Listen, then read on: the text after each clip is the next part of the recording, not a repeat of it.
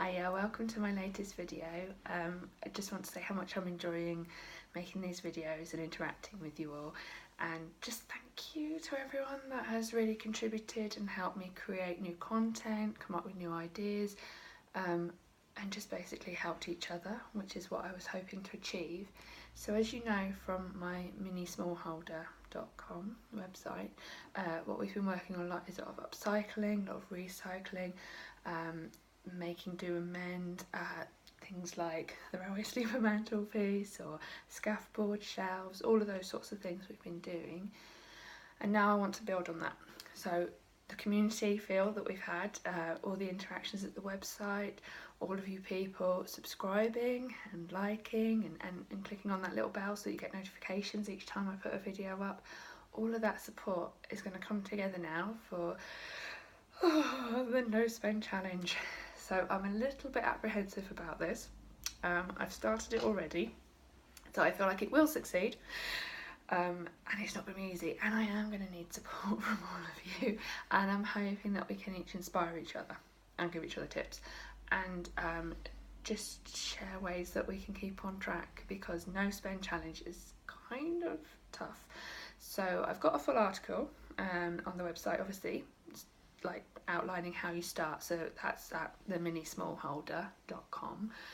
So if you want to check that out, do, as well as this. But I'm hoping that each week I can update you via video as to how it's going and any challenges that we may encounter, or we will encounter, won't we? So no spend, easy rules. Make sure you pay your mortgage and your rent, because the reason that you're doing no spend is so that you can make these other things easier. It's not so that you can ignore your existing outgoings. So if you've got credit card debts, carry on paying those off.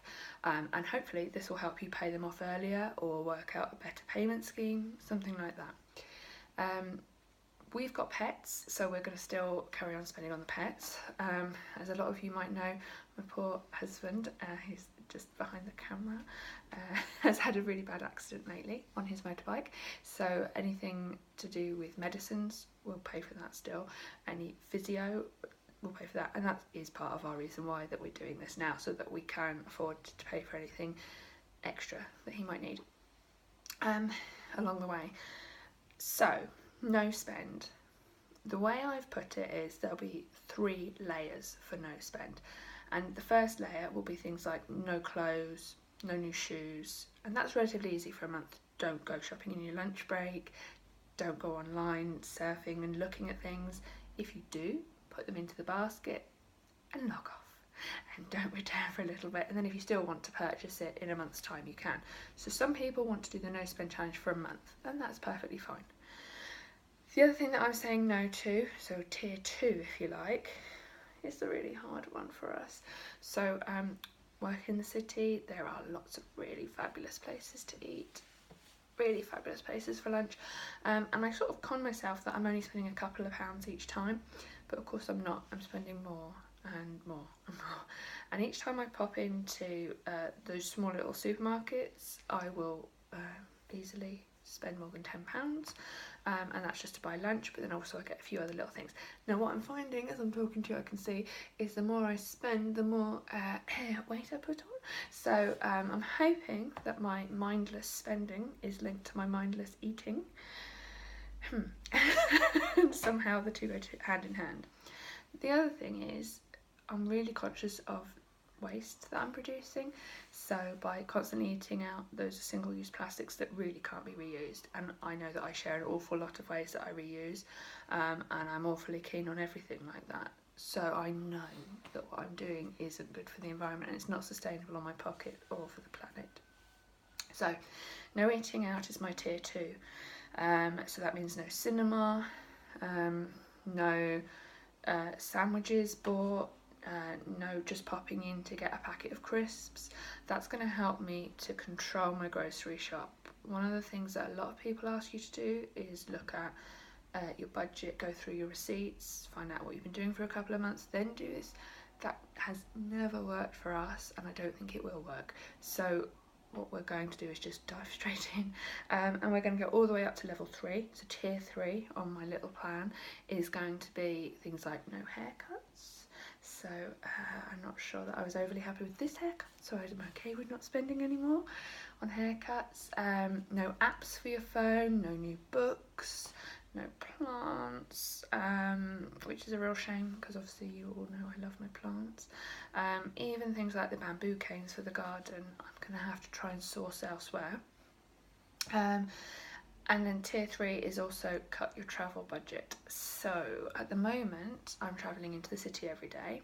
In 4 weeks' time, I'm going to change job to one that's 2.3 miles away, which sounds like a really easy commute on the bike or walking.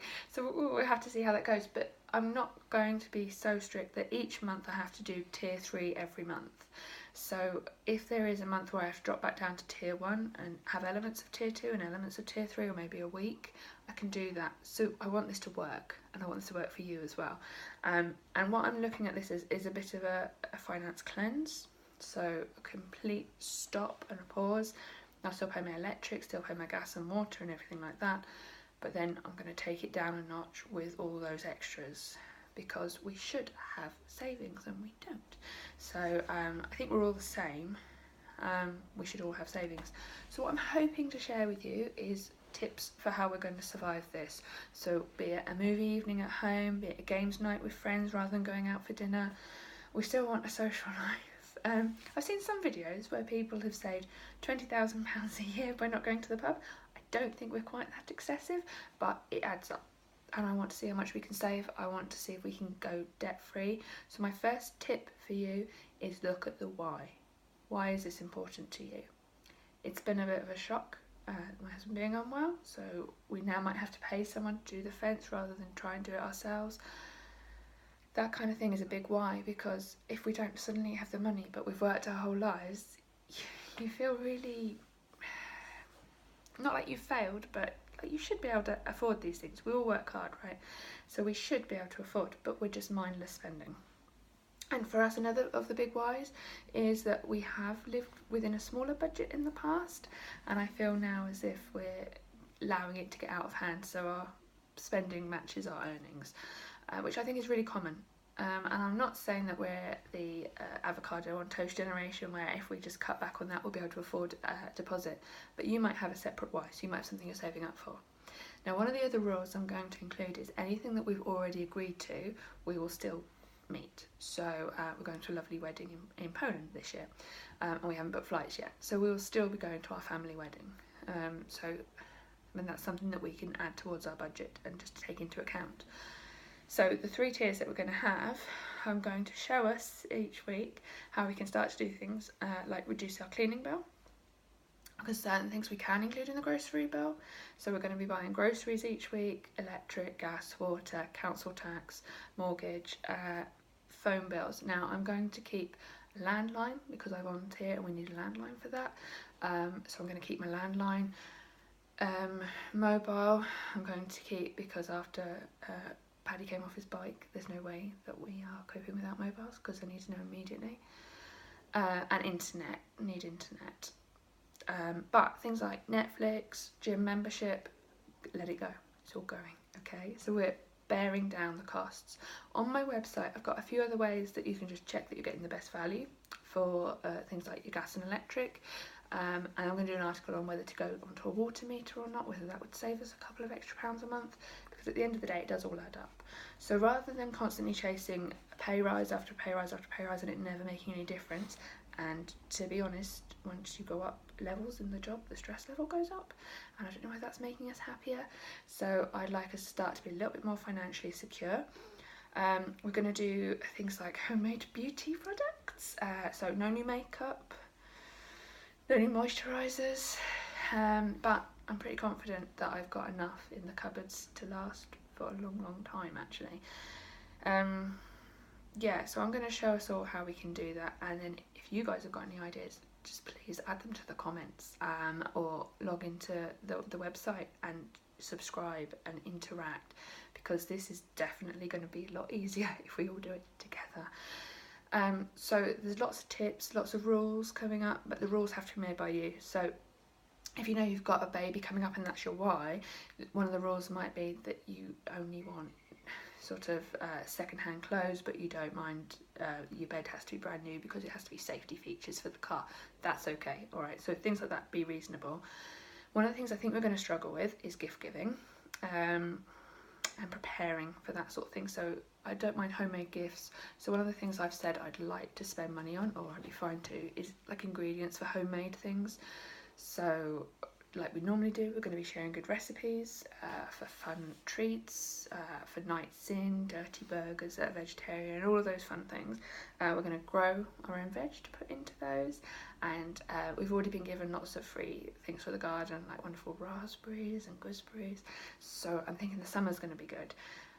Lots of hard work between now and then, and I think we just need to help encourage each other, please. So as much as I'm doing this for myself and my family, I'm relying on all of you and your support that I've received in bucket loads so far.